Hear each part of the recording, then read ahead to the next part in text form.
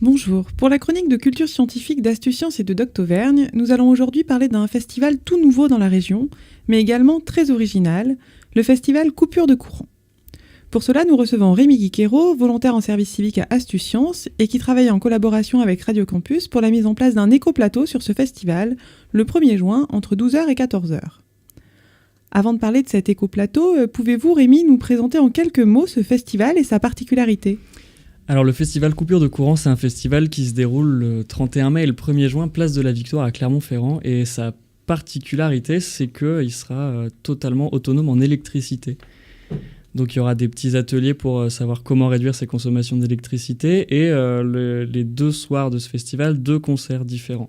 Donc un avec un DJ alimenté par panneaux solaires. Et le samedi soir, un groupe de musique avec des vélos pour produire l'électricité. Et les vélos, ils sont, si j'ai bien compris, installés sur un système son, le pavisson, c'est ça ? C'est ça, ouais, le pavisson. Alors, vous m'avez parlé musique. Moi, j'ai compris que vous faisiez un éco-plateau, un plateau radio. En quoi cela va consister ? Alors, on s'est dit, c'est une idée en parallèle qu'on a eue avec les volontaires service civique de Radio Campus, Ariane et Gaston. On s'est dit, il faudrait qu'on parle du climat. Et comment parler du climat à la radio de manière originale. Et on s'est dit que s'incruster dans ce festival Coupure de courant et faire un plateau radio complètement autonome en électricité, ce serait vachement intéressant en se branchant du coup au pavisson. Alors ça, c'est sur l'idée, sur la construction du plateau radio. Et en termes de contenu, finalement, qu'est-ce qui va être abordé lors de cet éco-plateau ?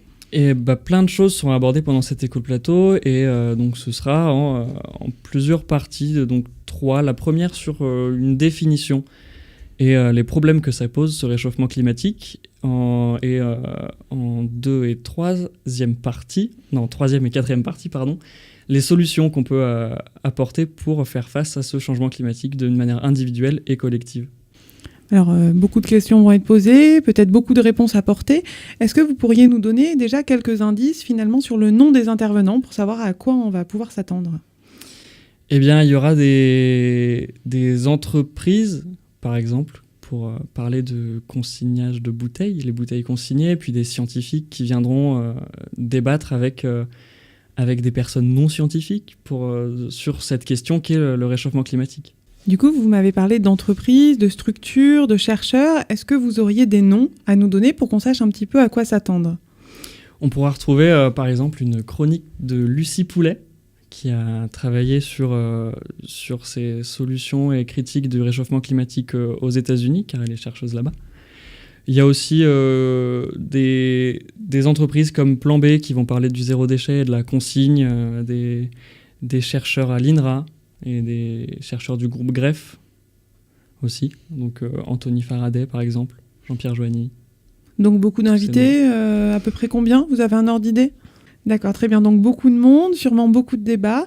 Est-ce qu'il y a une possibilité de retrouver toutes les infos et peut-être un programme plus détaillé pour les personnes intéressées ? Vous pourrez retrouver toutes les infos sur le site du festival Coupure de courant sur Internet avec toute la programmation du festival et aussi de l'éco-plateau. Donc voilà. Merci beaucoup et chers auditeurs, n'hésitez pas à retrouver toute l'actualité de la culture scientifique en Auvergne sur le site ecosciences-auvergne.fr et puis surtout, allez vous promener du côté de la place de la Victoire le 31 mai et le 1er juin prochain. Au revoir. Au revoir.